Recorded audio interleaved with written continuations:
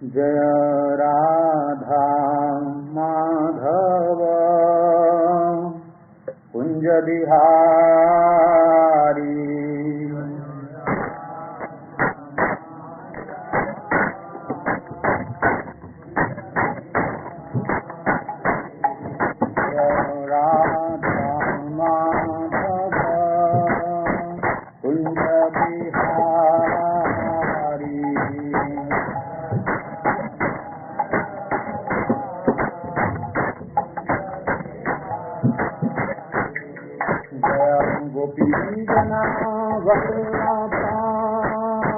गिरिवरधारी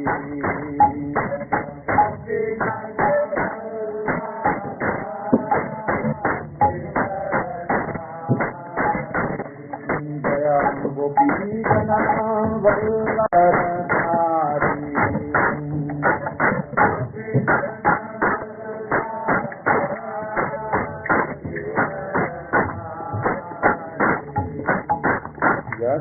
यशोदानंदन व्रज जननंदन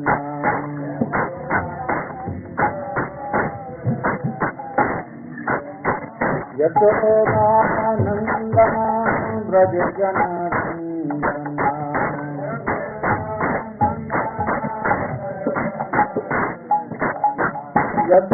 यशोदानंदन व्रज जननंदन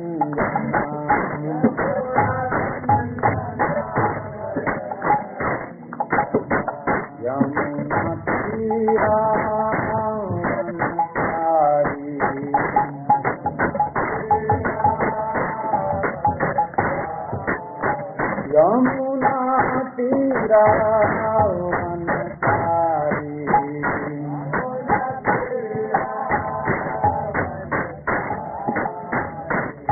हरे कृष्णा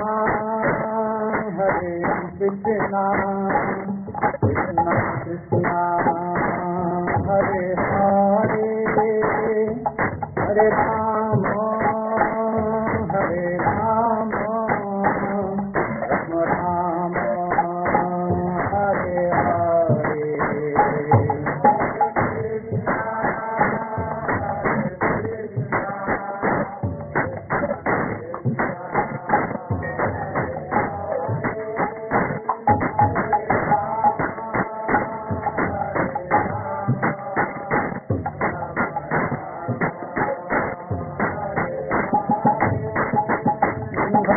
कृष्णा हरे कृष्णा कृष्णा कृष्णा हरे हरे हरे राम राम राम हरे हरे।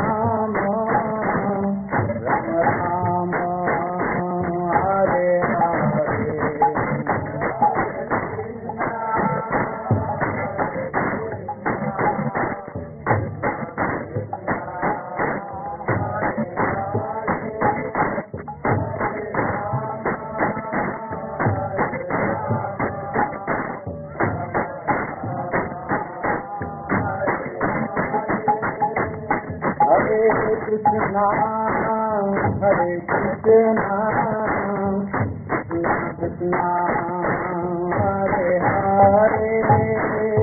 हरे राम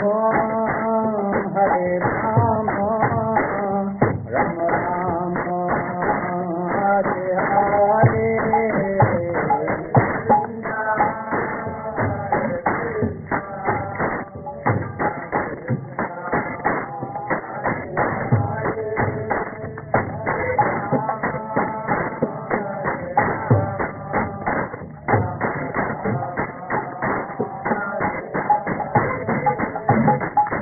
हरे कृष्णा कृष्णा कृष्णा हरे हरे हरे राम राम राम हरे हरे।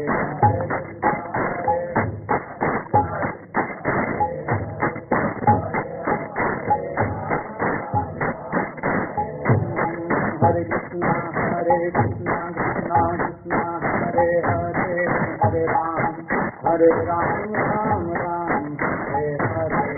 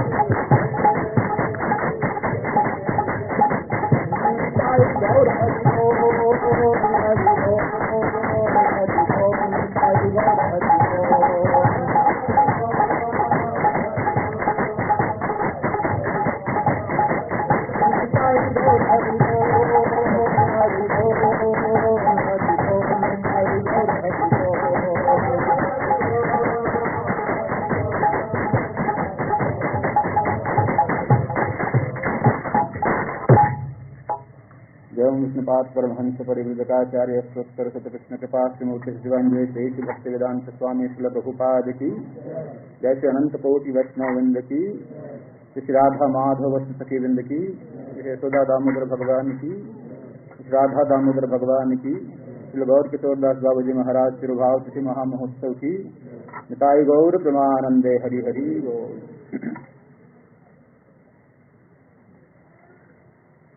ओम नमो भगवते वासुदेवाय।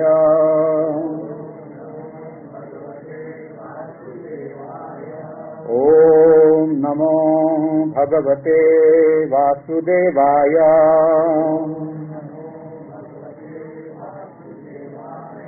ओम नमो भगवते वासुदेवाय।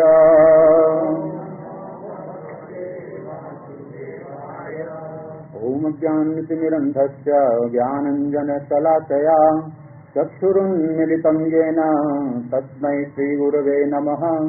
नमः ओं विष्णुपादाय कृष्णप्रेष्ठाय भूतले श्रीमते भक्तिवेदान्त स्वामिने इति नामिने।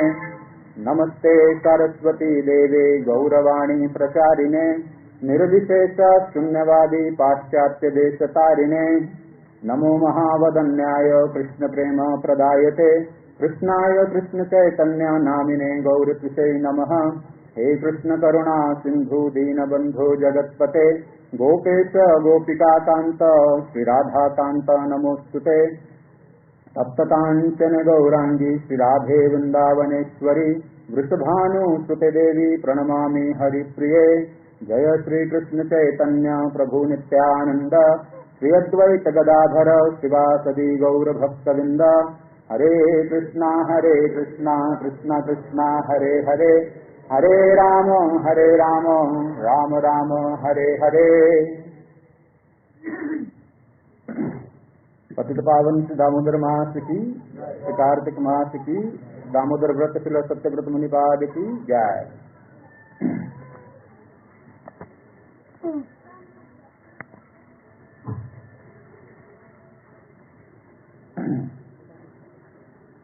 हरे कृष्णा। तो आप सबका एक बार पुनः स्वागत है।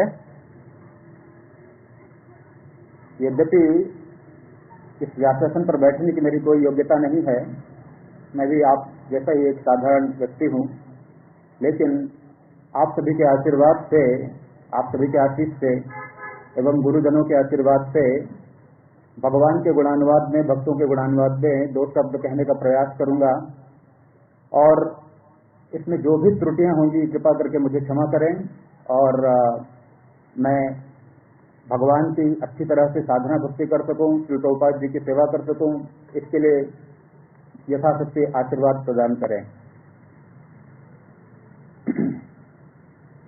तो जैसा आप सब जानते हैं, हम लोग प्रतिदिन इस दामोदर मास में दामोदर अष्टकम गान करते हैं, दीप दान करते हैं भगवान को। तो इसी दामोदर लीला के बारे में हम लोग थोड़ा सा चर्चा करेंगे, और उसके बीच में थोड़ा थोड़ा जो तत्व ज्ञान है वो भी उसमें सम्मिलित करेंगे। ये जो कार्तिक मंथ है, कार्तिक का महीना जो है, इसमें कई प्रकार के उत्सव हम लोग मनाते हैं। विशेषकर जो गौड़ीय वैष्णव हैं या वैष्णव जन की अगर हम बात करें तो नाना प्रकार के उत्सव मनाते हैं, जिसमें से कई तो आप लोगों को जानकारी भी है। जैसा हम लोग दीपावली का त्यौहार मनाते हैं, हम लोग गोवर्धन पूजा मनाते हैं, हम लोग फिर गोपाष्टमी मनाते हैं, बहुलाष्टमी होती है, उसके बाद फिर अभी तुलसी शालिग्राम विवाह होगा, कार्तिक पूर्णिमा, रास पूर्णिमा इत्यादि। तो अनेकों अनेक उत्सव हम लोग मनाते हैं। तो ये जो दामोदर लीला हुई है, ये भी दीपावली के दिन है। दीपावली वैसे तो हम लोग जानते हैं भगवान श्री रामचंद्र का पुनः आगमन हुआ था, जब उन्होंने माता सीता को वापस अयोध्या लेकर आए थे रावण के वध के उपरांत। तो अयोध्या वासियों ने भगवान के स्वागत में दीप प्रज्वलित किए थे, और तब से लेकर हम लोग अभी तक दीपावली का यह उत्सव मनाते हैं। लेकिन दीपावली का एक और महत्वपूर्ण जो उद्देश्य है हमारे लिए, एक और महत्व है हमारे लिए, वह है दीपावली के दिन ही यह दामोदर लीला हुई थी। जिस दामोदर अष्टकम को आप सभी, हम सभी प्रतिदिन गाते हैं, भगवान को दीप दान करते हैं, वह दामोदर लीला भी दीपावली के दिन हुई। तो इस दामोदर लीला के बारे में वर्णन जो आता है शास्त्रों में है, श्रीमद् भागवतम में है, तथा ये जो दामोदर अष्टकम हम लोग जो अभी गाएंगे, यह दामोदर अष्टकम भी पद्म पुराण में वर्णित है। पद्म पुराण में श्री सत्यव्रत मुनिपाद इस सुंदर अष्टकम का वर्णन करते हैं, जो भगवान की मधुरतम लीलाओं से ओतप्रोत है। भगवान की मधुरतम लीलाओं में से एक जो दामोदर लीला है, उसका सुंदर वर्णन है। तो इस दामोदर अष्टकम में श्री सत्यव्रत मुनिपाद भगवान की वृंदावन लीला का दर्शन कर रहे हैं। भगवान जो वृंदावन में अनेकों अनेक मधुर लीलाएं करते हैं, उसका श्री सत्यव्रत मुनिपाद दर्शन कर रहे हैं, और दर्शन करके उन्होंने ये अष्टकम लिखा है। भगवान के सुंदर बाल रूप का दर्शन वो कर रहे हैं, किस प्रकार माता यशोदा के भय से भगवान भाग रहे हैं आगे आगे और यशोदा माई उनके पीछे पीछे दौड़ रही हैं लाठी लेकर। तो इस सुंदर लीला का दर्शन सत्यव्रत मुनिपाद कर रहे हैं और ये अष्टकम वो लिख रहे हैं। तो जैसा हमने चर्चा किया कि यह जो दामोदर लीला है भगवान की वृंदावन लीला है। तो भगवान की वृंदावन लीला और भगवान की वैकुंठ लीला, ये दो प्रकार की लीलाओं के बारे में हम शास्त्रों में जानते हैं। तो एक भगवान का नित्य धाम है गोलोक वृंदावन और एक वैकुंठ धाम है। वैकुंठ यानी जो कुंठा से परे है। यूँ तो वृंदावन धाम भी कुंठा से परे है, लेकिन वैकुंठ और वृंदावन गोलोक वृंदावन में तात्विक रूप से भेद भी है। तात्विक रूप से दोनों आध्यात्मिक हैं, लेकिन रस के स्तर पर भेद है।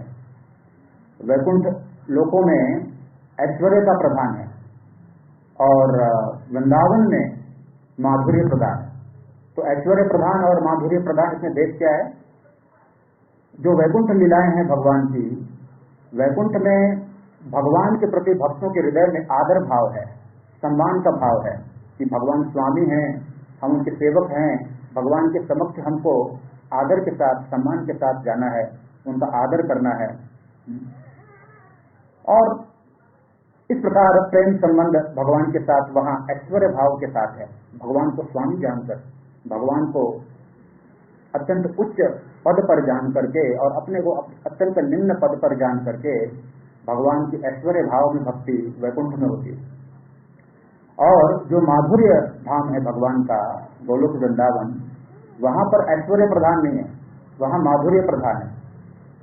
वहां पर जैसा इस दामोदर अष्टकम में हम देख रहे हैं, यशोदा माई श्री कृष्ण को भगवान नहीं मान रही।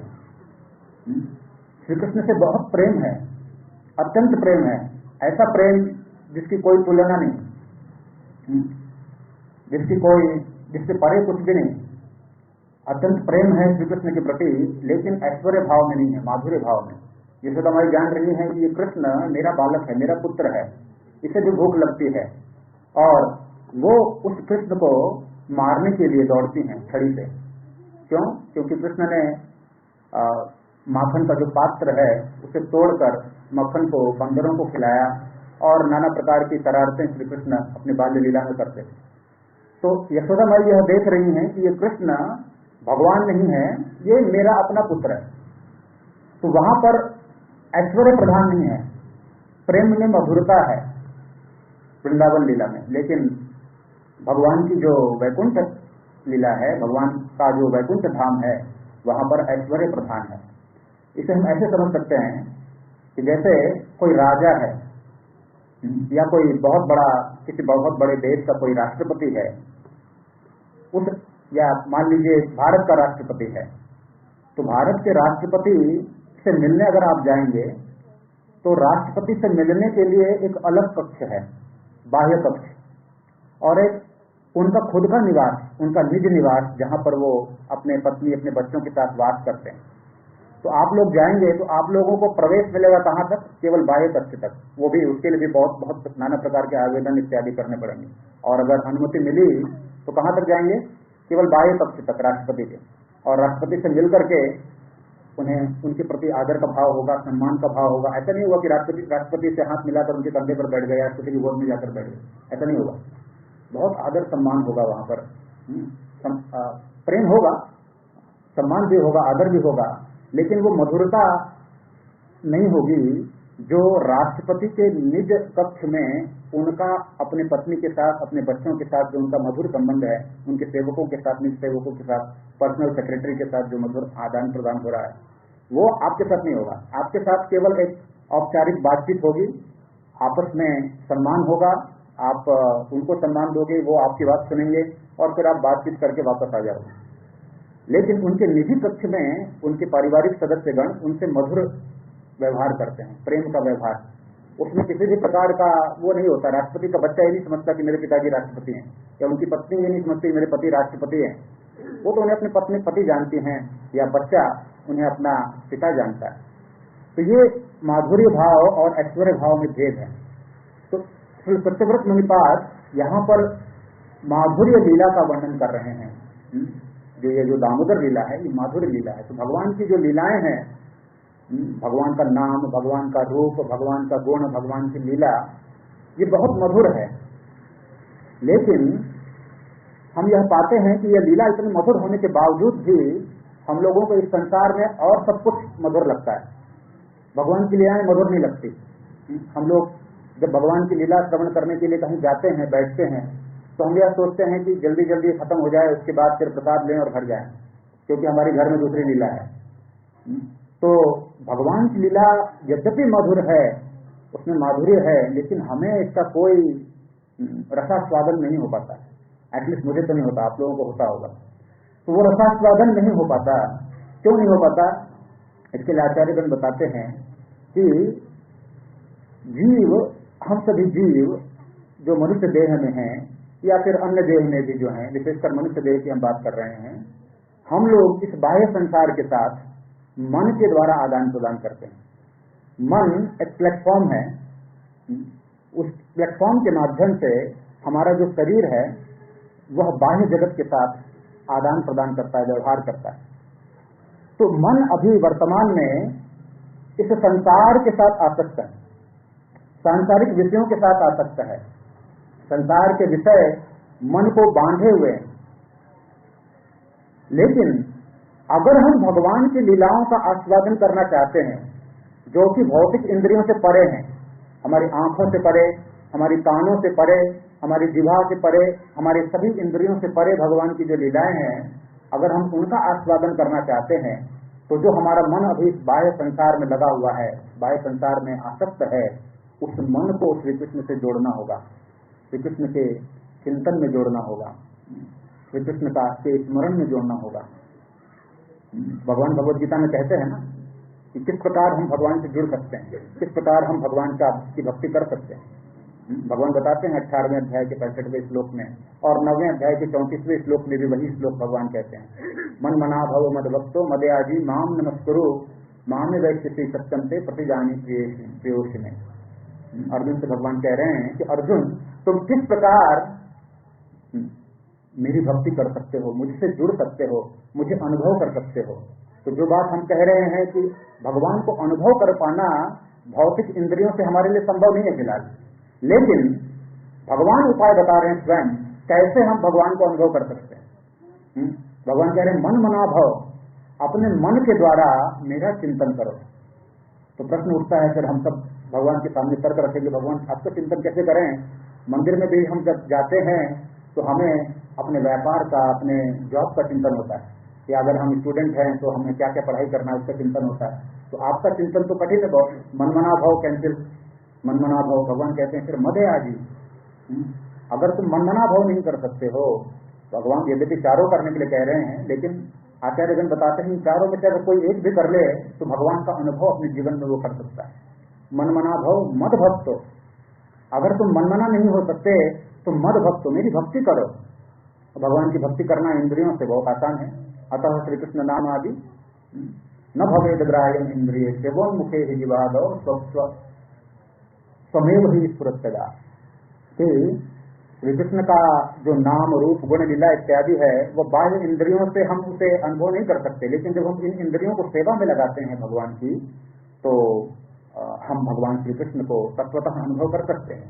तो ऋषिकेण ऋषिकेश सेवनम भक्ति रुच्यते। तो मद भक्तो यानी भगवान की भक्ति हम लोग नवधा भक्ति का पालन करके कर सकते हैं। भगवान का नाम श्रवण, भगवान का कथा श्रवण, श्रवण कीर्तनम, अर्चनम वंदनम, दास्यम साक्ष्यम, आत्मनिवेदनम। इस प्रकार नवधा भक्ति का पालन करके हम भगवान की भक्ति कर सकते हैं और भक्ति करके भगवान का अनुभव कर सकते हैं, नियम पूर्वक साधना भक्ति का पालन करके। तो कुछ लोग कहेंगे आपकी भक्ति भी बहुत कठिन है, क्योंकि हम लोगों की भक्ति तो और कई जगह हो रही है, पति की पत्नी के साथ, पत्नी की पति के साथ, संसार के साथ, सामाजिक भक्ति चल रही है, किसी की राष्ट्र भक्ति चल रही है, किसी की समाज भक्ति चल रही है, किसी की पत्नी भक्ति, किसी की पति भक्ति। तो भगवत भक्ति भी कठिन है, हम लोग तर्क देंगे। तो भगवान कहते हैं कि अगर भगवत भक्ति भी कठिन है, मन मना भव मद भक्त मद याजी, तुम कम से कम मेरी पूजा करो, मेरी पूजा करो। और पूजा करने की विधि भगवान बताए हैं, पत्रम पुष्पम फलम तोयम यो में भक्तया प्रयच्छति। कोई बहुत आलिशान व्यवस्था नहीं करनी है आपको कि सोने का हार या हीरों का हार भगवान को अर्पित करना है। भगवान कह रहे हैं पत्रम पुष्पम फलम तोयम, सिंपल जो साधारण वस्तुएं हैं जो सबके लिए सुलभ है, चाहे कोई करोड़पति हो या फिर निर्धन हो, सबके लिए जो सुलभ है भगवान वो उपाय बता रहे हैं, ताकि कोई ये ना कह सके भगवान आपकी भक्ति तो केवल करोड़पति ही कर सकते। तो भगवान ने वो सुविधा भी दे दी, पत्रम पुष्पम फलम तोयम, बहुत सरल, केवल तुलसी पत्र, पुष्प, फल और जल, ये तो सभी के लिए सुलभ है, कोई भी अर्पित कर सकता है। तो कोई कहेगा कि नहीं भगवान हमारे पास टाइम नहीं है, ऑफिस है, हमारा व्यापार है, आपकी पूजा का समय ही नहीं मिलता है। तो भगवान कहते हैं मन मना भव मद भक्तो मदे आदि माम नमस्कुरु, कम से कम नमस्कार तो कर लो। भगवान कहते हैं मेरे समक्ष आकर मुझे नमस्कार करो। भगवान कहते हैं नमस्कार करो, नमस्कार मतलब भगवान को प्रणाम करो, भगवान को दंडवत करो। तो ये जो सत्संग कार्यक्रम है ये अवसर है कि कम से कम हम भगवान को प्रणाम करें, भगवान के भक्तों को प्रणाम करें। तो ऐसा करने से क्रमशः धीरे धीरे धीरे धीरे हमारे हृदय में भक्ति जागृत हो जाएगी। तो भगवान के नाम रूप और गुण लीला की मधुरता का आस्वादन हम लोग नहीं कर सकते अभी, क्योंकि हमारी इंद्रियां रोगग्रस्त हैं, हमें भवरोग लगा हुआ है। भवरोग से ग्रसित होने के कारण, इस संसार से आसक्त होने के कारण हमें भवरोग है।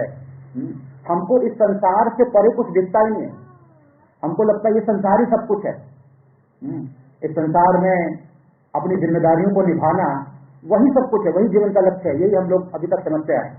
और लगभग 99.9% लोग यही सोचते हैं कि जन्म ले लिया है, स्कूल में चले गए हैं, पढ़ लिख लिया है, अब नौकरी कर लेंगे, फिर शादी हो जाएगी, बच्चे हो जाएंगे, फिर बच्चों को पालन पोषण करेंगे। बहुत बड़ी जिम्मेदारी है, हमको लगता है कितनी बड़ी जिम्मेदारी हम निभा रहे हैं, वास्तव में बहुत बड़ी जिम्मेदारी है। लेकिन हम ये नहीं जानते कि इससे बढ़कर भी कुछ और है। बच्चे पढ़ लिए, उनका विवाह कर दिया, अब नाती पोते हो गए, उनको खिलाने में समय बीत रहा है। तो इन सांसारिक जिम्मेदारियों से बढ़कर हमें कुछ दिखता ही नहीं है, हमको लगता है यही संसार है। और इस प्रकार जीवन जीते जीते हम अपना अंत समय प्राप्त कर लेते हैं, अंत समय आ जाता है। भक्त बीच में बोलते रहते हैं, हमें समझाते रहते हैं कि मंदिर में आइए, सत्संग में आइए, कथा श्रवण करिए, नाम जप करिए, साधना भक्ति के नियमों का पालन करिए और दृढ़ता पूर्वक व्रत पालन करिए, जिससे कि आपके हृदय में भगवान के प्रति आकर्षण उत्पन्न होगा।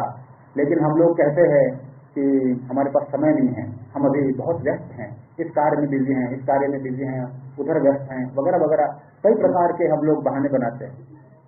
लेकिन अगर हम लोग श्री प्रभुपाद जी द्वारा बताए गए शिक्षाओं को अपने जीवन में उतारते हैं, उनका दृढ़ता पूर्वक पालन करते हैं, बहुत सरल शिक्षा है, कोई कठिन पहाड़ नहीं तोड़ना है। जैसे हम लोगों की स्वाभाविक प्रवृत्ति क्या है, हमारी स्वाभाविक प्रवृत्ति यह है कि कुछ अत्यंत कठिन कार्य अगर हमें मिले करने के लिए सेवा के नाम पर, तो हमको लगता है बहुत बड़ी सेवा हो गई। जैसे अगर हमें कहा जाए कि परिक्रमा में 120 किलोमीटर चलना है, तो सब भक्त बहुत उत्साही होंगे और सेवा को करेंगे। या किसी दिन 64 माला जप करेंगे, भक्त उत्साह में आकर के 64 माला जप करेंगे, 32 माला जप करेंगे। कृपया बच्चे शांत रहें थोड़ा।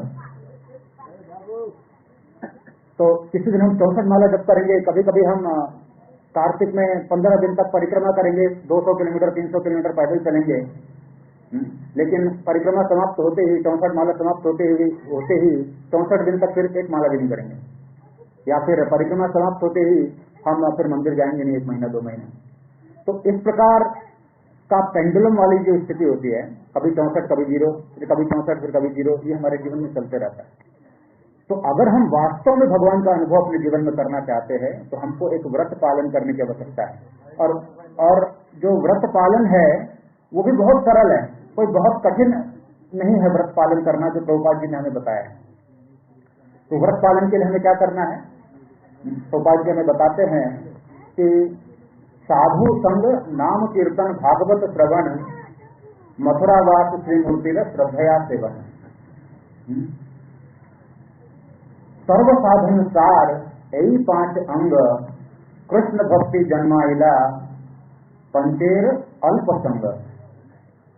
तो ये 5 जो अंग हैं साधना भक्ति के, ऐसा शास्त्र बता रहे हैं, रूप गोस्वामी का बताते हैं कि इन 5 अंगों का पालन करने से हमारे हृदय में कृष्ण भक्ति का प्राकट्य होता है।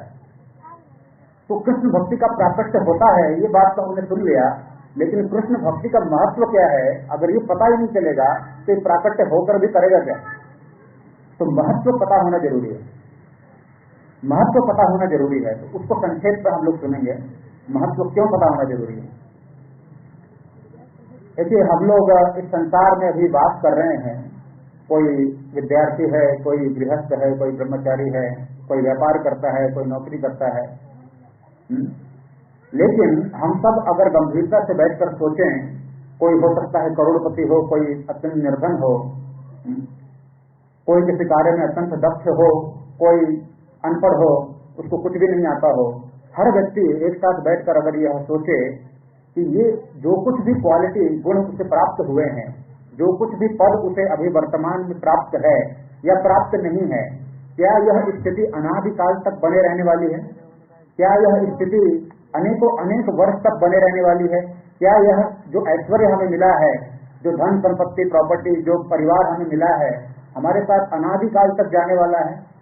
क्या हमारा खुद का शरीर जिस पर हम इतना इतराते हैं, मजबूत है, सुंदर है, कुछ भी है, या हमें दुख होता है कि अत्यंत दुर्बल है, कमजोर है, कुरूप है, क्या यह हमारे साथ अनादिकाल तक चलने वाला है?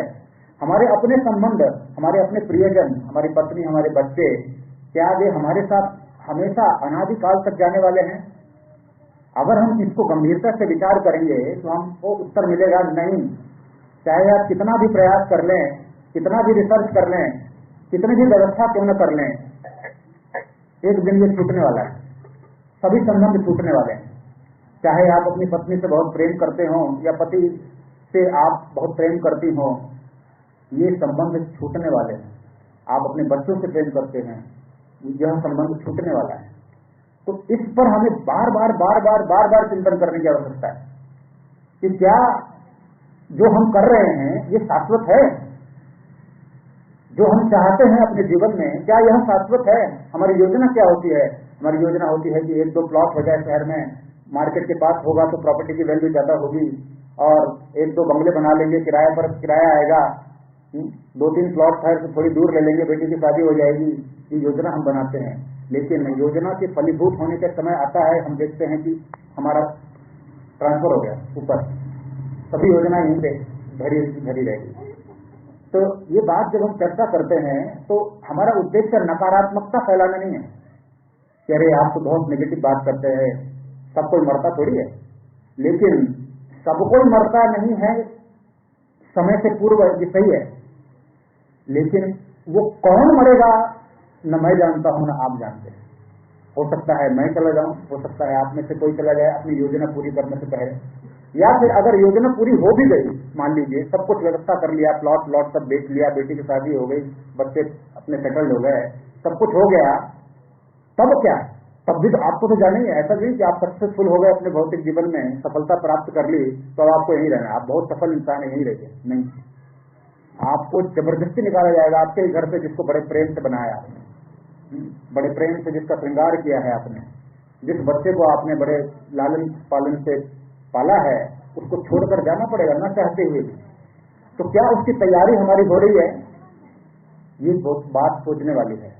अगर हम हर रविवार को या प्रतिदिन अगर हम सत्संग कर रहे हैं, श्रवण कर रहे हैं, तो हमको यह सोचना है, हमको यह चिंतन करना है, प्रतिदिन नाम जप करते समय भगवान के सामने जब हम जाएं तो हमको यह भगवान के सामने यह प्रकाशित करना है, प्रार्थना करनी है भगवान से, भगवान को यह दिखाना है कि आप कितना प्रयास कर रहे हैं ये जीवन की इस सच्चाई से बाहर निकलने के लिए, कृष्ण भक्ति को प्राप्त करने के लिए। तो कृष्ण भक्ति की आवश्यकता इसलिए है क्योंकि यह भौतिक जीवन शाश्वत नहीं है, ये भौतिक जीवन शाश्वत नहीं है, आप दुख ही दुख है, केवल कष्ट ही कष्ट है।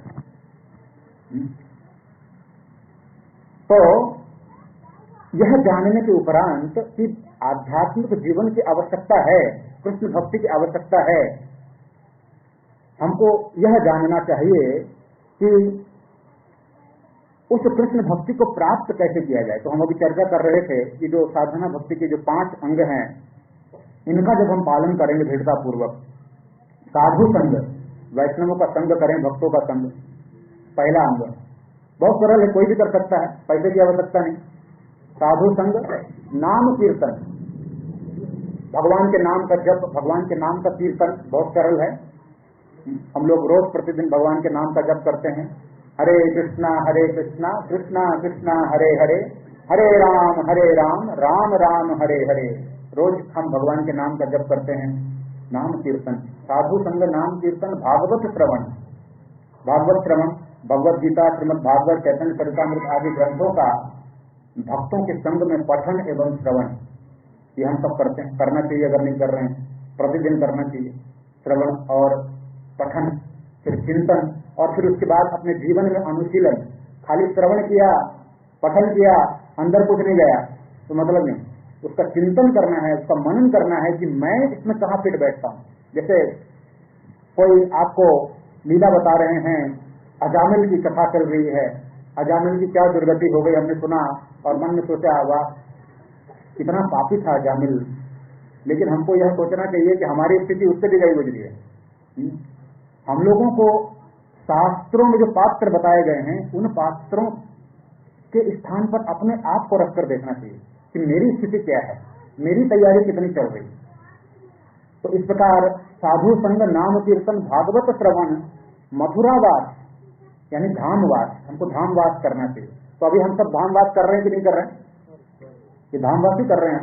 भगवान श्री राधा माधव विराजमान है, यशोदा दामोदर हैं, प्रभुपाद जी हैं, समस्त आचार्यगण हैं, सुंदर सुंदर भक्त हैं, तो ये धामवास है। तो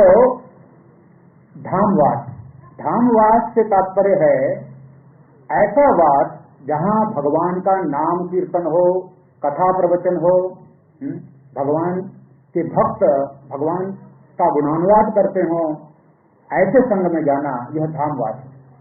तो धाम से क्या तात्पर्य है? कोई बताएगा धाम से क्या तात्पर्य है? कोई कहेगा धाम से तात्पर्य है जहां भगवान वास करते हैं। सही है? तो जहां भगवान वास करते हैं वो धाम है। तो भगवान कहाँ वास नहीं करते हैं? कोई ऐसा स्थान है जहां भगवान वास नहीं करते हैं?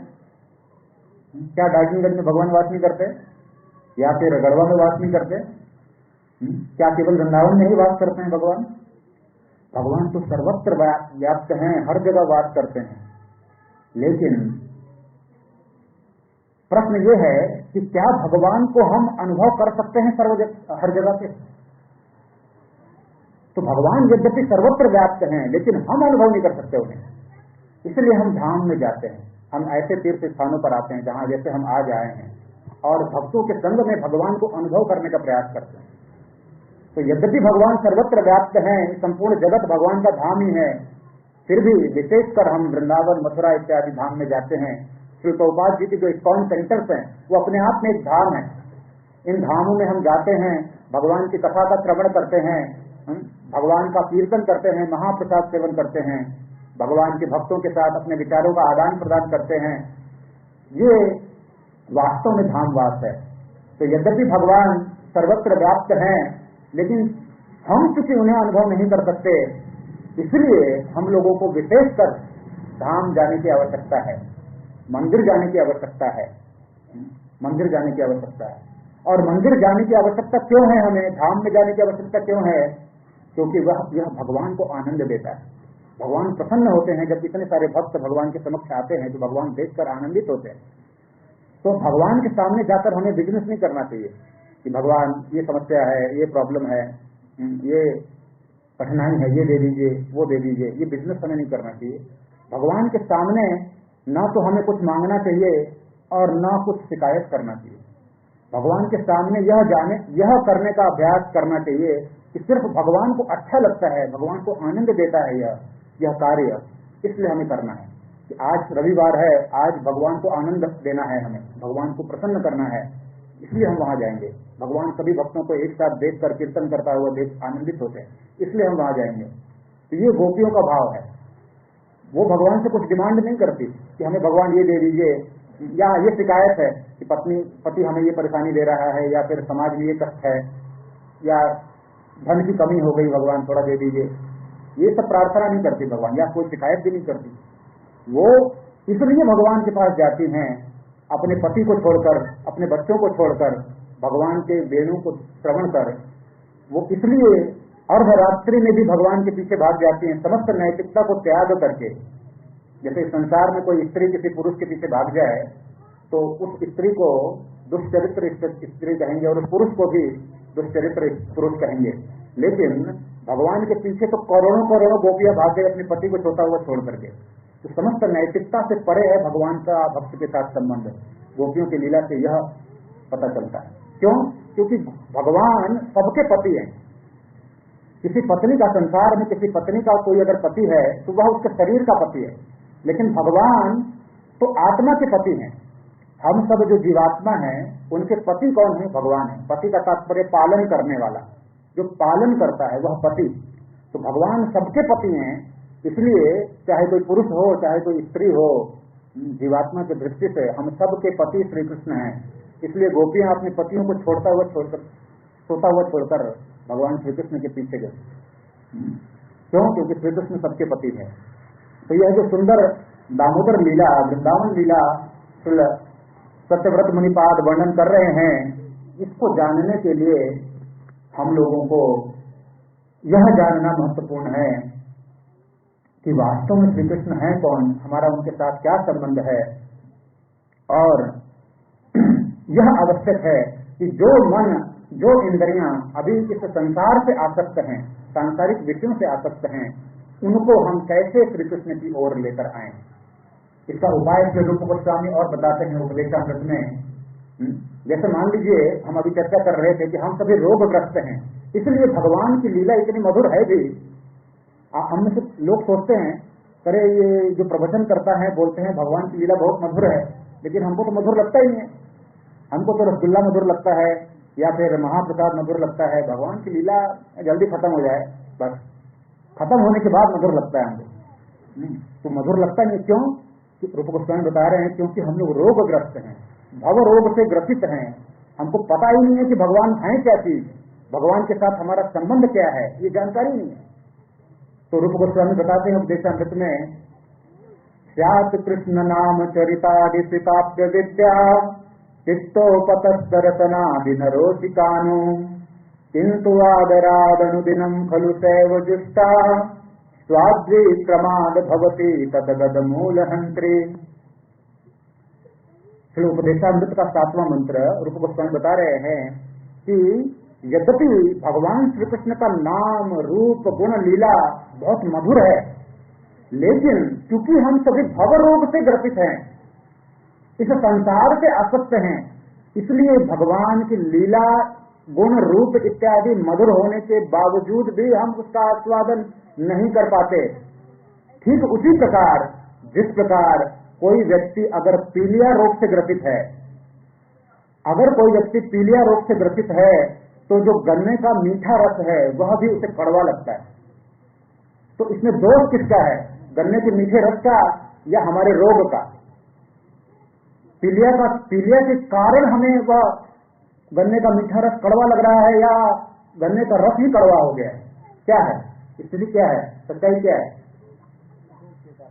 हमें पीलिया हो रखा है, इसलिए गन्ने का मीठा रस भी हमें कड़वा लग रहा है। लेकिन वैद्य यह रिकमेंड करते हैं कि जिसको पीलिया है वह गन्ने का रस पिए, वह उसकी औषधि है। तो रूप गोस्वामी बताते हैं, किंतु आदराद अनुदिनम खलु सैव जिष्टा स्वाद्वी क्रमाद भवति तदगद मूलहंत्री।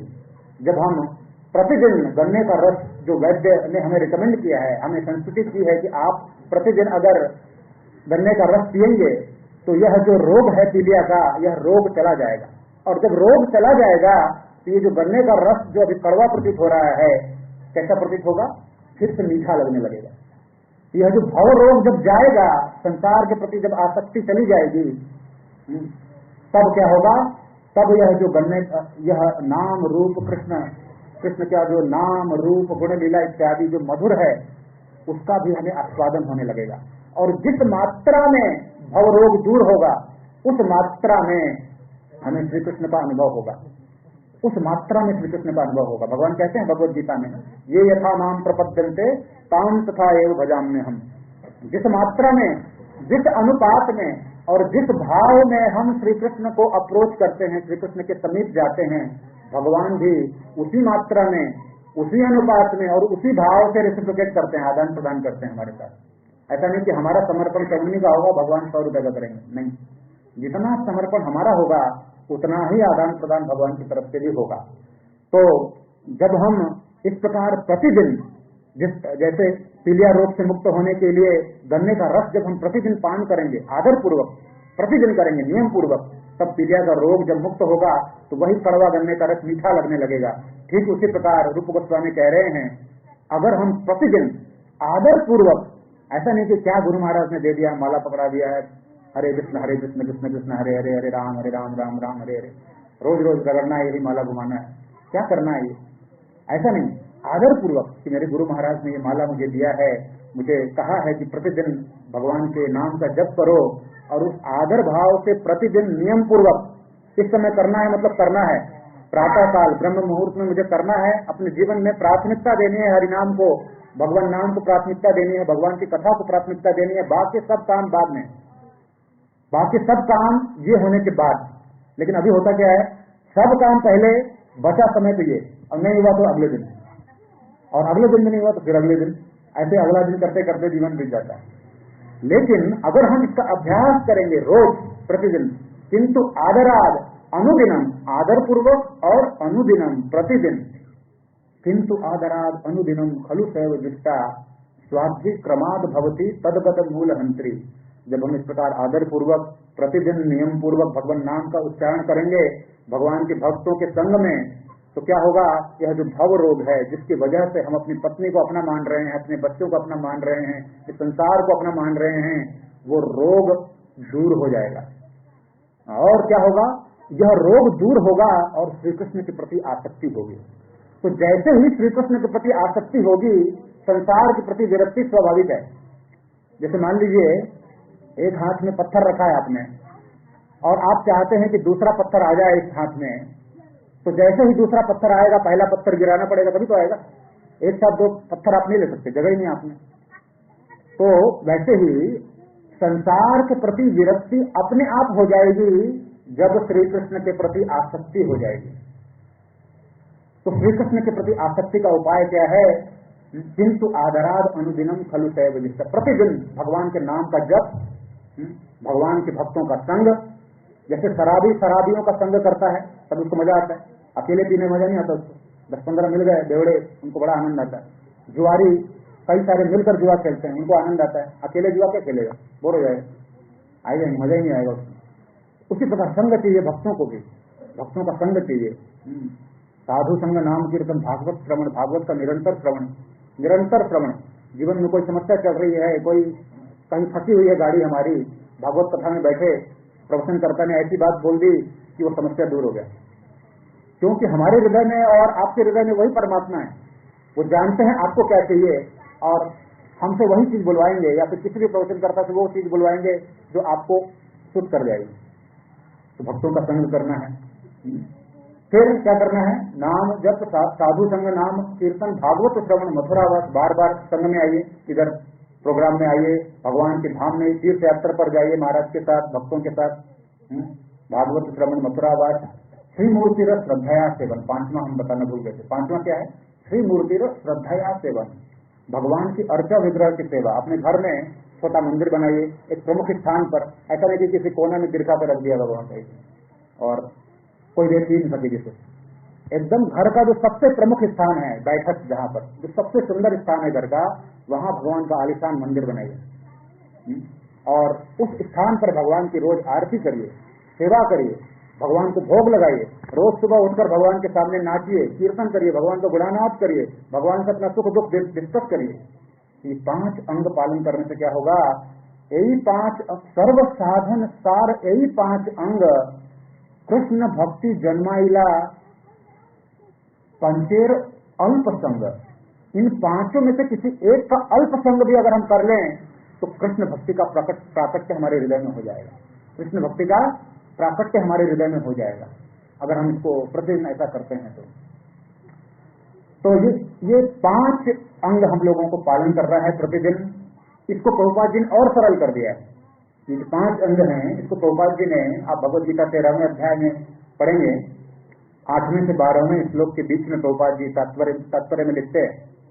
13वां अध्याय 8वें श्लोक से लेकर के 12वें श्लोक तक प्रभुपाद जी तात्पर्य में लिख रहे हैं। इन 5 अंगों को उन्होंने और सरल कर दिया, डिस्काउंट। प्रभुपाद जी बताते हैं हमें सबसे महत्वपूर्ण क्या करना है, नाम जप करना है पहला।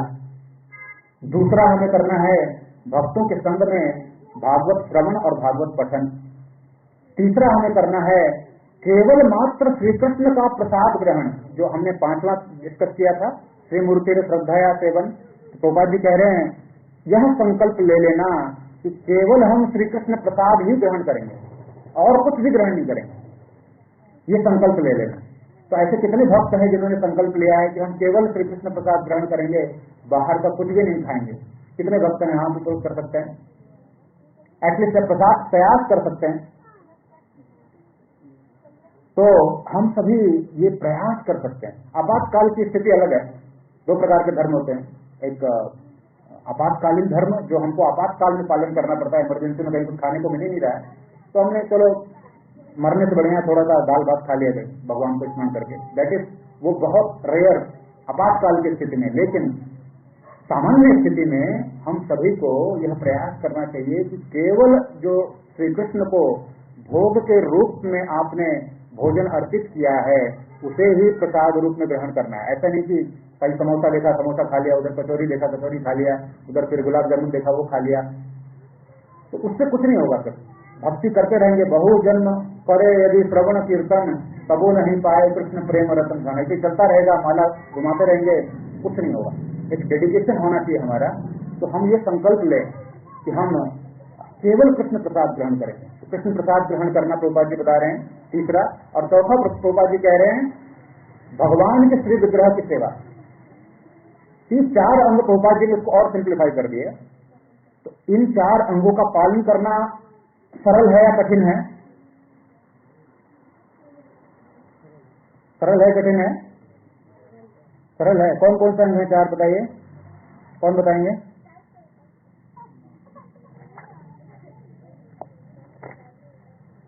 ये 4 अंग कौन कौन से हैं? पहले प्रभु जी बताएं, फिर माता जी बताएं। कोई बता सकते हैं?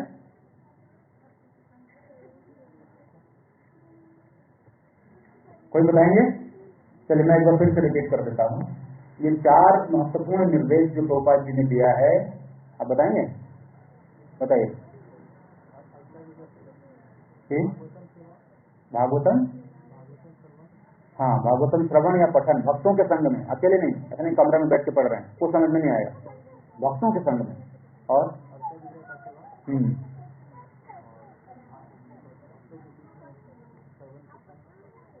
नाम जप कीर्तन, नाम जप और कीर्तन है ना, और प्रसाद ग्रहण करना केवल। ये 4 नियम अगर हम पालन कर लें प्रभुपाद जी का।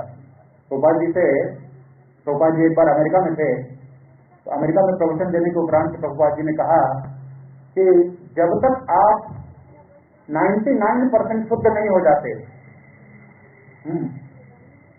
तब तक आप भगवत धाम में प्रवेश नहीं करेंगे। 99% शुद्ध हुए बिना, शुद्ध का मतलब क्या होता है? नहाए धोए या साफ कपड़ा पहनकर आ गए? नहीं। शुद्ध का मतलब कौन बताएगा? शुद्ध का मतलब क्या होता है? आध्यात्मिक जीवन में शुद्धता का मतलब होता है कि और कोई भी वांछा हृदय में नहीं है श्री कृष्ण सेवा के अलावा, केवल श्री कृष्ण भक्ति। श्रद्धा शब्द विश्वास कहे सुदृढ़ निश्चय, कृष्ण भक्ति कैले सर्व कर्म कृत है। ये विश्वास हो जाना कि केवल श्री कृष्ण भक्ति ही हमें करनी है। तो जब तक हृदय का शुद्धिकरण प्रपात कहते हैं 99% नहीं हो जाता या 100% नहीं होता, तब तक हम भगवत धाम नहीं जाएंगे। हमारी वैसी स्थिति नहीं है, लेकिन चूंकि यहाँ पर बैठा दिया है प्रभु जी ने, इसलिए मैं आदर्श वचन बोल रहा हूँ, जिसका मैं भी पालन करूंगा और आप भी पालन करेंगे। हम दोनों मिलकर, हम सब मिलकर करेंगे। तो प्रभुपाद जी का यह वचन सुन करके प्रभुपाद जी ने जब यह घोषणा की तो सभी भक्त चिंतित हो गए कि 99% शुद्ध हुए बिना भगवत धाम नहीं जाएंगे। संभव कैसे है? ये संभव है क्या? सभी भक्त चिंतित हो गए। प्रभुपाद जी ने देखा सबके चेहरे मुरझा गए, प्रभुपाद जी ने कहा ठीक है, 90% शुद्ध हुए बिना भगवत धाम नहीं जा सकते, 10% डिस्काउंट। तो तभी भी उसमें एक दो भक्त थोड़ा सा मुस्कुराए, बाकी सबका चेहरा लटका हुआ, विदेशी लोग। तो प्रभुपाद जी ने भांप लिया, उन्होंने कहा ठीक है, 80% शुद्ध हुए बिना भगवत धाम नहीं जा सकते। तो अब 50% लोग, लगभग 50% या 50 से थोड़ा ज्यादा लोग तैयार हो गए, जहां तो 80% तो कर सकते हैं। लेकिन प्रभुपाद जी ने कहा 80% तो होना ही पड़ेगा, 20% का डिस्काउंट चलेगा। ऐसा कहकर जब प्रभुपाद जी निकलने लगे अपने कक्ष से, तो एक भक्त प्रभुपाद जी के पीछे पीछे गए और प्रभुपाद जी को प्रणाम करके कहा, प्रभुपाद इसका क्या उपाय है अगर मैं 80% भी शुद्ध नहीं हो सकूं? अगर मैं 80% भी शुद्ध नहीं हो सकता हूं तो क्या मैं भगवत धाम नहीं जा सकता? प्रभुपाद जी ने उन्हें उत्तर में कहा मुस्कुराते हुए कि अगर तुम मेरा धोती पकड़े रखोगे, मेरी धोती को अगर तुम पकड़ के रखोगे तो मेरे साथ साथ तुम भी भगवत धाम चले जाओगे। तो प्रभुपाद जी के चरणों को अगर हम लोग पकड़े रहेंगे, यह जो अंतर्राष्ट्रीय कृष्ण भावनामृत संघ का जो प्रचार केंद्र है, यहाँ हमेशा रेगुलर बेसिस पे नियमित रूप से आते रहेंगे और प्रभुपाद जी की इन 4 प्रमुख शिक्षाओं का पालन करेंगे। 13वां अध्याय 8वें से 12वें श्लोक के तात्पर्य में प्रभुपाद जी लिख रहे हैं, आप लोग पढ़िएगा जाकर। ये 4 नियम कौन कौन से हैं, फिर से कोई बताएंगे? माता जी ने कोई बताएंगे? ये 4 नियम कौन कौन से पालन करने हैं हमको? ऐसे प्रयास करना है इसको पालन करने का। कोई बता सकते हैं? बताइए माता जी। यस, साधु संग, श्रवण कीर्तन, हाँ हाँ जी, हाँ वो तो 4 नियम में आप बता रहे हैं, 4 नियम के बारे में बता रहे हैं। यहाँ प्रभुपाद जी बता रहे हैं 4, एक बार फिर से मैं रिपीट कर दूं, 4 जो महत्वपूर्ण अंग हैं। पहला, भगवान के पवित्र नाम का जप। कौन से नाम का जप? हरे कृष्णा कृष्णा कृष्णा हरे हरे, हरे राम राम राम हरे हरे। तो भगवान के पवित्र नाम का जप। दूसरा, भगवान के भक्तों के संग में श्रीमद् भागवतम, चैतन्य चरितामृत या श्रीमद् भगवद गीता ग्रंथ का पठन और श्रवण। तीसरा, श्री कृष्ण प्रसाद के अलावा और कुछ भी न ग्रहण करने का संकल्प, सामान्य स्थिति में। आपातकाल में भक्तों के निर्देशन में हम पालन कर सकते हैं आपातकाल। और चौथा, भगवान के श्री विग्रह की सेवा श्रद्धा पूर्वक, रोज सेवा। और प्रातःकालीन जो कार्यक्रम है, मॉर्निंग प्रोग्राम प्रभुपाद जी ने दिया है, वो हमको पालन करना। मंगला आरती और गुरु पूजा तक पूरा अपने घर में कर सकते हैं। अगर यहाँ आना संभव नहीं हो रहा है, किसी कारण से दूर है घर से, घर में करिए, लेकिन करना चाहिए, प्रयास करना चाहिए। और प्रयास करने के क्रम में आप लोगों को लगे बड़ी आदर्श वचन बोल रहा है, बड़ी बड़ी बातें बोल रहा है, लेकिन मैं यह जानता हूं कि हर व्यक्ति जब प्रयास करता है तो वो गिरता है, स्वाभाविक है गिरना। एक भक्त बता रहे थे कि इस संसार में अगर कोई व्यक्ति कुकृत्य करता है, बार बार गिरता है, कुकर्म करता है, तो इसमें आश्चर्य की कोई बात नहीं है, ये तो स्वाभाविक है। कोई भक्ति करता है गिर जाता है, कोई भक्ति करता है फिर गिर जाता है, ये स्वाभाविक है। इसमें फ्रस्ट्रेट होने की आवश्यकता नहीं, निराश होने की आवश्यकता नहीं। लेकिन अस्वाभाविक क्या है? एक बार गिरे तो उठे ही नहीं कभी, ये अस्वाभाविक है। तो स्वाभाविक है गिरना, क्योंकि भौतिक संसार बनाया ही ऐसा गया है कि हम प्रयास करेंगे गिरेंगे, प्रयास करेंगे गिरेंगे, लेकिन गिरने के बाद उठना जरूरी है। और भक्त बता रहे थे कि अस्वाभाविक क्या है? अगर कोई व्यक्ति कृष्ण भक्ति करता है, वो अस्वाभाविक स्थिति है संसार में। आत्मा के लिए स्वाभाविक है, लेकिन अस्वाभाविक है संसार के लिए, क्योंकि हम देख रहे हैं पूरे डाल्टनगंज में कितने 99.9% लोग जो हैं इसमें इच्छुक नहीं है नाम जप करने के लिए, भगवत भक्ति करने के लिए। कुछ गिने चुने लोग इच्छुक हैं भगवत भक्ति करने के लिए। तो ये अस्वाभाविक स्थिति है, इसको देखकर आश्चर्य होना चाहिए। अरे इतने सारे भक्त, 10, 15, 20, 50, 100 भक्त आकर हरि कीर्तन कर रहे हैं, ये आश्चर्य है। और इतने सारे नहीं कर रहे हैं, आश्चर्य नहीं है, ये स्वाभाविक है इस संसार के लिए, ये संसार के लिए स्वाभाविक है। और साधना भक्ति करने के क्रम में हमारा गिरना भी स्वाभाविक है। जैसे हम लोग भक्ति करने आ गए, पहले ही दिन हम लोग परमहंस भागवत हो गए क्या? नहीं, मैं भी नहीं हूँ। आप लोग पता नहीं हो सकता है हो, मैं तो नहीं हूं। तो हम लोग कई बार गिरते हैं साधना भक्ति में, कई बार गिरते हैं, लेकिन फिर से हमको स्मरण करना है अपना। अगर हम नियम हमने पक्का कर लिया कि चाहे कुछ भी हो जाए, गिरूं फिर भी मैं मॉर्निंग प्रोग्राम करूंगा अपना, मंगला आरती करूंगा, गुरु पूजा करूंगा, 16 माला करूंगा, रोज करूंगा, गिरूंगा फिर भी करूंगा, लेकिन वो नाम के बल प्रताप वाला स्थिति न हो जाए, ये ध्यान रखना है। बट ये संकल्प लें कि ये 4 सिद्धांत जो प्रभुपाद जी ने बताए हमें, वो हम पालन करेंगे और मॉर्निंग प्रोग्राम पालन करेंगे। तो फिर श्री कृष्ण के नाम रूप गुण लीला जो कि मधुर हैं, हमें अभी मधुर प्रतीत नहीं हो रहे हैं, उसकी मधुरता हमें फिर से पुनः हमें वे मधुर प्रतीत होने लगेंगे। ये जो दामोदर लीला है, दामोदर लीला में सत्यव्रत मुनिपाद भगवान के दामोदर अष्टकम में भगवान के उसी मधुर दामोदर लीला का वर्णन जो वृंदावन में घटित हुई, इसका वर्णन यहाँ पर उन्होंने किया है। वो कह रहे हैं नमम ईश्वरम सच्चिदानंद रूपम। पहला ही श्लोक में संसार की सभी धारणाओं को काट दिया उन्होंने।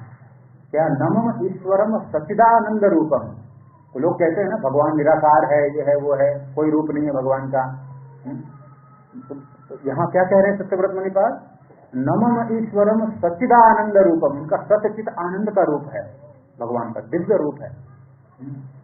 तो भगवान का जो निराकार धारणा है उसको पहले ही लाइन में खत्म कर दिया उन्होंने। तो किसकी आराधना कर रहे हैं, किसका स्मरण कर रहे हैं? जिनका सच्चिदानंद विग्रह है, जिनके सच्चिदानंद विग्रह के बारे में ब्रह्मा जी बताते हैं ब्रह्म संहिता में, ईश्वर परम कृष्णा सच्चिदानंद विग्रह अनादिरादिर गोविंद सर्व कारण कारणम। तो भगवान का सच्चिदानंद विग्रह है और उन भगवान की इस मधुर लीला का वर्णन है। जो भगवान अनंत कोटि ब्रह्मांड नायक भगवान, समस्त जीवों के स्वामी नियंता परम नियंता, जिनसे काल साक्षात भयभीत होता है, वह यशोदा माता के भय से उनके हाथों में लाठी देख करके भयभीत हो रहे हैं। उनके गले में पड़ी जो माला है वो कंपित हो रही है, उनके आंखों से मूसलाधार अश्रु प्रवाहित हो रहा है। तो मेरा एक प्रश्न ये कि भगवान जो इस प्रकार भयभीत हो रहे हैं, क्या वे वास्तव में भयभीत हो रहे हैं या फिर वो लीला कर रहे हैं भयभीत होने का? क्या वो वास्तव में भयभीत हो रहे हैं या नाटक कर रहे हैं भयभीत होने का? कौन बताएगा? तो हाँ बताइए, कितने लोग बोलते हैं नाटक कर रहे हैं और कितने लोग बोल रहे हैं कि वास्तव में भगवान भयभीत हो रहे हैं? यस, भगवान वास्तव में भयभीत है।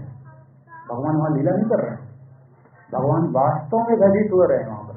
अगर भगवान लीला करेंगे वहां पर तो उस रस का आस्वादन कैसे होगा? जो वास्तव में रस का आस्वादन भगवान करना चाहते हैं, अगर मान ली भगवान को पता है कि मैं तो भगवान हूं और ये यशोदा मेरी भक्त है, और यशोदा माता को भी पता है कि ये तो कृष्ण है, भगवान अनंत कोटि ब्रह्मांड नायक, और मैं तो उनके साधारण से भक्त हूं, अगर उनको पता है, क्या वो छड़ी उठाएंगे कभी भगवान को मारने के लिए? कभी नहीं। भगवान वास्तव में भयभीत हो रहे हैं।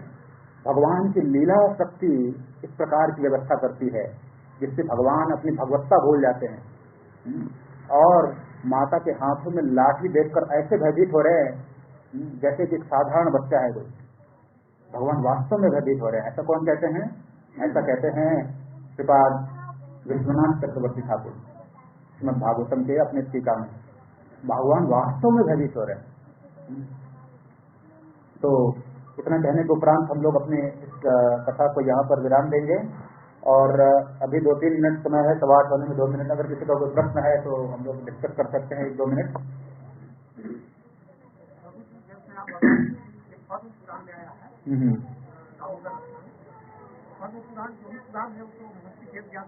हाँ, सत्यव्रत मुनि द्वारा कोटेड है, ये उन्होंने कोट किया है। जैसे मान लीजिए आप श्रीमद् भागवतम पढ़ेंगे, श्रीमद् भागवतम भी कई आचार्य, कई मुनियों, कई ऋषियों का डिस्कशन है, उसमें चर्चा है। जैसे सुत गोस्वामी और नैमिषारण्य के ऋषिगण, सुखदेव गोस्वामी परीक्षित महाराज संवाद है, फिर विदुर मैत्रेय मुनि का संवाद है, फिर उसके बाद युधिष्ठिर नारद मुनि का संवाद है।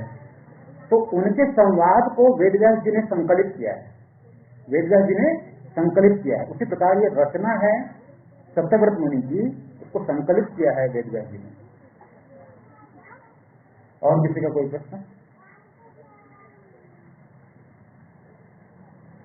तो अगर किसी का कोई प्रश्न नहीं है तो आप लोग सभी मुझे आशीर्वाद दीजिए कि हम लोग साधना भक्ति के नियमों का दृढ़तापूर्वक पालन करें, और जो कुछ बातें हमने आपके समक्ष कही हैं मैं खुद भी उसका सिंसियरली पालन कर सकूं, क्योंकि बिना इसका पालन के कोई उपाय नहीं है। केवल बोलने मात्र से नहीं होगा, पालन भी करना होगा। तो यस नदी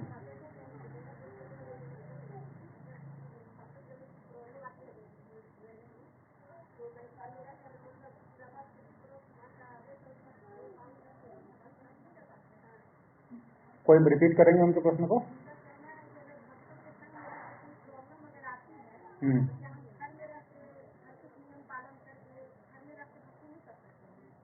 भक्तों के संग में प्रॉब्लम किस प्रकार का है? हाँ जी, हो सकता है, बिल्कुल हो सकता है, उसमें कोई डिफरेंस नहीं है। लेकिन समस्या ये है कि हमको ये देखना पड़ेगा कि वो समस्या किस प्रकार की है भक्तों के संग में, क्योंकि भक्तों के संग में समस्या होती नहीं है जनरली। लेकिन अगर समस्या है, और अगर मान लीजिए कोई समस्या हो गई, भक्तों के संग में जाने में हमें कोई समस्या अनुभव हो रही है, तो हमको क्या करना चाहिए? किन्हीं वरिष्ठ भक्त से मार्गदर्शन लेना चाहिए, क्योंकि भक्त एक ही नहीं है ना, एक ही भक्त से पूरा संसार चल रहा है क्या? ये इस्कॉन संस्था केवल एक भक्त से तो चल नहीं रही है, अनेक भक्त हैं ना, अनेक भक्त हैं, गुरु महाराज हैं, अनेक भक्त हैं। हम उनसे संपर्क करें और उनके मार्गदर्शन में फिर हम आगे डिसीजन लें।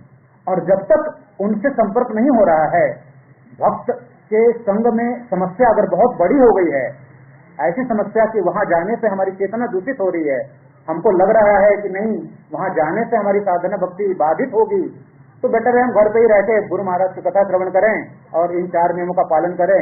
निश्चित रूप से प्रभुपाद जी की कृपा मिलेगी, कोई शक नहीं उसमें। लेकिन अगर भक्तों का संग है और समस्या नहीं है, आलसवश हम वहां नहीं जा रहे कि हमको घर में ही अच्छा लगता है, वहां नहीं जाएंगे, तो गलत है।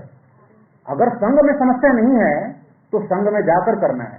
लेकिन अगर संग में समस्या आ रही है, और वो समस्या केवल आपको नहीं है, सबको होनी चाहिए, ऐसा नहीं कि आपको है अगर तो वो व्यक्तिगत समस्या हो गई, भक्त के साथ आपको कुछ प्रॉब्लम हो गया, सबको प्रॉब्लम होना चाहिए। तब बेटर है कि हम लोग घर पे ही रह करके साधना भक्ति पालन करें और भक्तों का संग छोड़े नहीं, किसी और भक्त से संपर्क करें। तो प्रभु जी ये समस्या हो गई है, इसका समाधान बताइए, क्योंकि भक्तों का संग ही एकमात्र उपाय है। भगवान कह रहे हैं अहम भक्त पराधीन, मैं तो भक्तों के पराधीन हूँ। अर्जुन दुर्वासा मुनि को कह रहे हैं भगवान कि मैं तो अपने भक्तों के पराधीन हूँ। तो भक्तों का संग तो हमें चाहिए ही, क्योंकि संसार में व्यवहार कैसे करना है, इस परिस्थिति में कैसे व्यवहार करना है, उस परिस्थिति में कैसे व्यवहार करना है, ये कौन बताएगा? सांसारिक लोग तो बताएंगे नहीं, भक्त चाहिए हमें। तो भक्तों का संग चाहिए हमें, और किसी कारण से अगर वो संग हमें समस्या उत्पन्न कर रहा है हमारे लिए, तो उस संग में नहीं जाएं तो बेहतर है। लेकिन संग को समाप्त नहीं करें, उस समस्या का समाधान किसी और भक्त से चर्चा करके उसका समाधान करें, और जल्द ही किसी दूसरे संग में जाना प्रारंभ करें।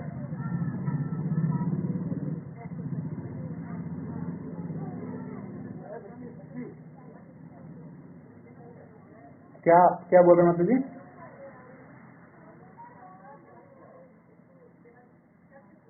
बिल्कुल कर सकते हैं, बिल्कुल होगा, बिल्कुल होगा।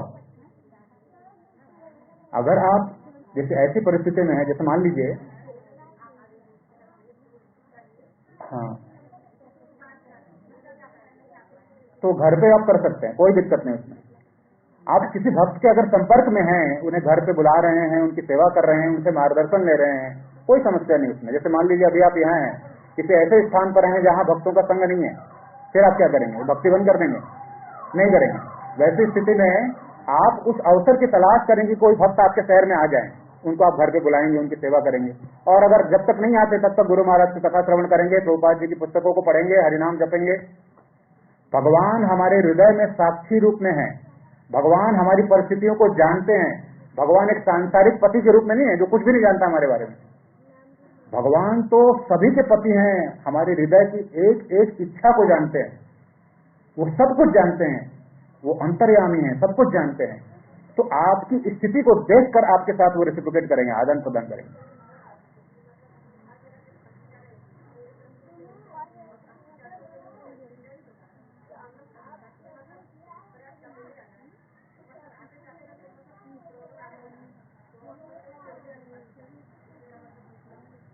हाँ देखिए, मैंने पहले बताया आपको कि अगर संघ में प्रॉब्लम आ रहा है तो संघ को त्याग देना सही उपाय नहीं है।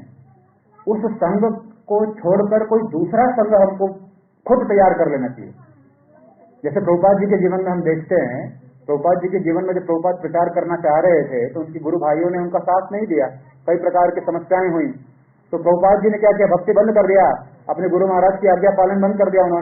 उन्होंने खुद एक अंतर्राष्ट्रीय कृष्ण भावनामृत संघ की स्थापना की। तो हमको नया स्पॉन तो बनाना नहीं है, हमको क्या करना है, हमको ऐसे भक्त का संग करना है जिसके साथ समस्या नहीं है। तो भक्त अनंत हैं, कई प्रकार के हैं, हरि अनंत, हरि कथा अनंत, कई प्रकार के भक्त हैं। सबका किसी का ऐसा स्वभाव, किसी का ऐसा स्वभाव, हमारे किसी के साथ जमता है, किसी के साथ नहीं जमता है। तो जिसके साथ जमता है उसके साथ भक्ति करेंगे, और जिसके साथ नहीं जमता उनको प्रणाम करेंगे, कोई दिक्कत नहीं। तो जिसके साथ जमता है हम उनका संग करेंगे, जिसके साथ नहीं जमता है उनको प्रणाम करेंगे, बस आदर करेंगे उनका भी। जिनके साथ नहीं जमता है उनको भी रेस्पेक्ट करेंगे, क्योंकि भगवान को, भगवान के भक्त बहुत प्रिय हैं। हो सकता है किसी कारणवश किसी भक्त के जीवन में कोई समस्या आ गई हो, कोई ऐसा कार्य हो गया हो उससे जो नहीं होना चाहिए, लेकिन फिर भी भगवान उससे प्रेम करते हैं, क्योंकि ये सब बाह्य चीजें हैं। जब तक हम इस जड़ संसार में है कुछ न कुछ गड़बड़ घोटाला होता रहता है हमारा। हाँ, ऐसा ना हो जाए जो कि संस्था के लिए या सामाजिक दृष्टिकोण से गलत हो। अगर वैसा होता है तो हमें किसी वरिष्ठ भक्त का मार्गदर्शन लेकर के उस समस्या का समाधान कर लेना चाहिए और दूसरे अन्य किसी भक्त का संग लेना चाहिए। और अगर जब तक नहीं मिल रहा है तब तक अकेले घर में रहकर भागवत पढ़ के, कथा श्रवण करके भी भक्ति की जा सकती है, और वो भी उतना ही पावरफुल है, उतना ही प्रभावशाली है जितना संग में आकर करना। क्योंकि भगवान आपकी परिस्थिति को देख रहे हैं कि ये समस्या आ गई है, इसलिए माता जी नहीं आ रही, भगवान जानते हैं। ठीक है।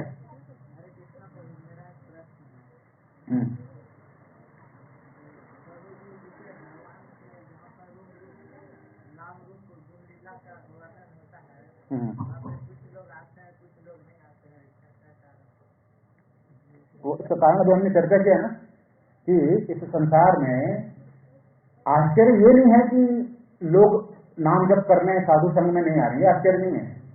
आश्चर्य ये है कि आप यहाँ आए हैं, ये आश्चर्य है। क्यों? क्योंकि भगवत भक्ति नहीं करना ये तो स्वाभाविक है, संसार में ये नेचुरल है। हम सब जैसे जेल में हम जाके जेल में अगर चर्चा कर रहे हैं, जेल में अगर मान लीजिए हमारा भी जेल जाना हो गया किसी कारण से, और हम जेल जाकर देख रहे हैं कि हर व्यक्ति यहाँ अपराधी है, कोई अच्छा आदमी नहीं है, हम ऐसा तर्क करें जेलर के साथ, ऐसा क्यों है जेलर साहब, तो सबके साथ तो क्रिमिनल ही है अंदर, तो उससे हम भला कैसे, उसमें अगर कोई एक दो अच्छा आदमी निकलता है तो आश्चर्य होगा। अरे इन क्रिमिनल के बीच में दो अच्छा आदमी निकल गया, वो आश्चर्य होगा। वो क्रिमिनल भक्ति नहीं कर रहा है या सदाचार पालन नहीं कर रहा है, वो आश्चर्य नहीं होगा, वो तो स्वाभाविक है उनके लिए, सब चुने हुए लोग अंदर गए हैं। उसी प्रकार हम सब लोग चुने हुए हैं, भगवान को छोड़कर संसार को भोगने के लिए यहाँ आए हैं, हम सब चुने हुए हैं, सब बदमाश लोग हैं हम लोग। तो हम सब बदमाश लोगों से भक्ति की अपेक्षा करना ये आश्चर्य है। भक्ति न कर पाना या भगवत संग में न जाना ये आश्चर्य नहीं है, ये स्वाभाविक है। ये सब लोग नहीं आ रहे हैं, स्वाभाविक है। सब लोग इंद्रियों भोग के प्रति आसक्त हैं, उनको ये ज्ञान ही नहीं है कि भगवान भी हमारे जीवन का कोई उद्देश्य है। उनको ये ज्ञान, उनको लगता है कि जीवन ही सब कुछ है, खाओ पियो मजा करो, यही जीवन है। उनको ये समझ ही नहीं है कि इसके बाद भी कुछ है। इसलिए उनका यहाँ ना आना ये आश्चर्य नहीं है, यहाँ आना ये आश्चर्य है। ठीक है। यस, तो हम लोग यहाँ कंक्लूड करते हैं। ठीक है ऋषि भाऊ, हाँ गाल से जवाब दिया। हरे कृष्णा कृष्णा कृष्णा हरे हरे, हरे राम राम राम हरे हरे। श्रील प्रभुपाद की जय, अनंत कोटि वैष्णव वृंद की जय, निताई गौर प्रेमानंदे हरि हरि बोल। तो हमको प्रभुपाद जी की कृपा से श्री चैतन्य महाप्रभु का यह जो अभियान लाभ हुआ है, हमें चैतन्य महाप्रभु की शिक्षाओं को समझने का जो अवसर प्राप्त हुआ है, ये बहुत दुर्लभ है। इसकी गंभीरता से हमको समझना चाहिए, और जिसका जितना आयु बचा है उस बचे हुए आयु में इसको अपने जीवन में उतारना चाहिए। ठीक है, तो अगर मान लीजिए किसी का 1 महीना बचा है, 1 महीना भी अगर गंभीर हो जाए वो तो भगवत प्राप्ति हो जाएगी। किसी का 1 दिन बचा है और 1 दिन भी गंभीर हो जाए तो भगवत प्राप्ति हो जाएगी, लेकिन कोई होता ही नहीं। समस्या ये है, तो हम लोगों को गंभीर होना है। आप सभी आशीर्वाद दीजिए और हम भी आपके लिए, सभी के लिए प्रार्थना करते हैं भगवान। हरे कृष्ण। तो हम लोग नीचे आके गए हैं, कैसे जाते हैं आप लोग? ऐसे भी मैं नीचे आ जाता हूँ बेटा।